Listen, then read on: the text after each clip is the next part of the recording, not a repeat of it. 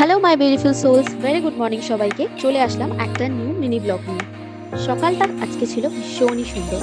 সকালটা শুরু করলাম আমি জল দিয়ে, তারপরে ফ্রেশ হয়ে চলে আসলাম পুজো করতে। আমার ডেইলি সকাল শুরু হয় হনুমান চালিসা দিয়ে। এতে আমার সারাদিন ভীষণই ভালো যায় আর আমি ভীষণ পজিটিভ থাকি। এরপরে আমি একটু চা খেয়ে নিলাম, লাল চা। তারপরে আমি অফিস যাওয়ার জন্য রেডি হতে লাগলাম। সেরকম কিছু না, অল্প একটু স্কিন কেয়ার আর সানস্ক্রিনটা কিন্তু মাস্ট। সানস্ক্রিন আমি প্রত্যেক দিন লাগাই। হয়ে গেছি রেডি, এবার আমি যাব অফিস। টাটা।